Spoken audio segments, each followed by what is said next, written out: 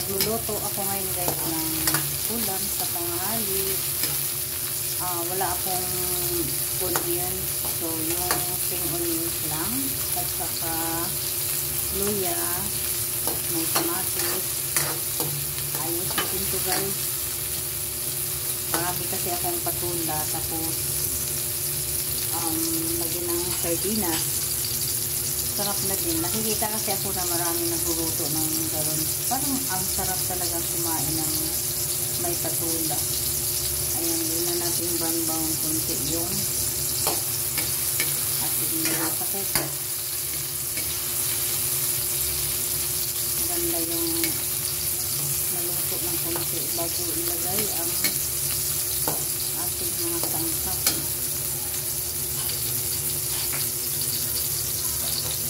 Ngayon, iniba ko itong patula niya. Iuna ko kasi pag yung sardinas ang ilagay ay mag ano siya talsik, ang sakit. Kaya ito muna para maiba din naman. Ayan. Sarap itong patula. Crispy.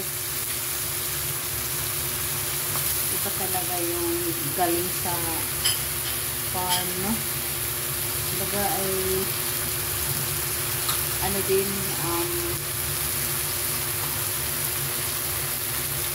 yan, ganunin ko para may iba din naman. Sakit kasi na mag ano siya mag talsik, parang bagang mapasok ka din. Yan, diba? Ayan, sarap na din yan guys. Lagyan ng pampalasa. Lagyan ng tubig.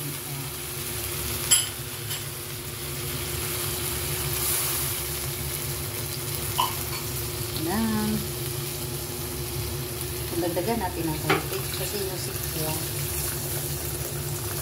Ang mga nakis ko dito guys ay kumakain naman ng ulam na ito. Ayan.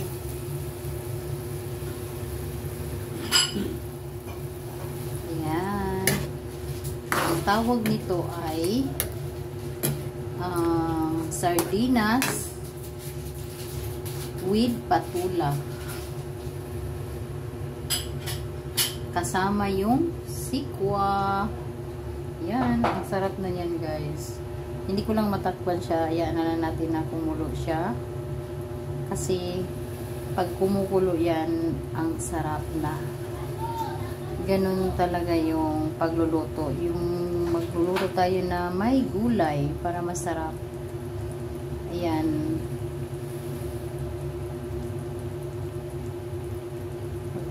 Malapit na yung kumukulo. Sabi na punti ng apoy. Masarap yung sikwa na hindi masyadong overcook. Kumbagang tamang-tama lang na luto siya.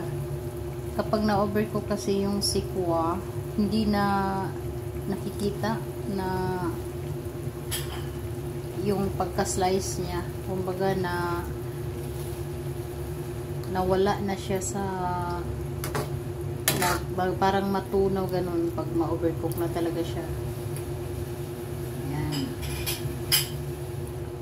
Yan ang patula, sardinas na may miswa.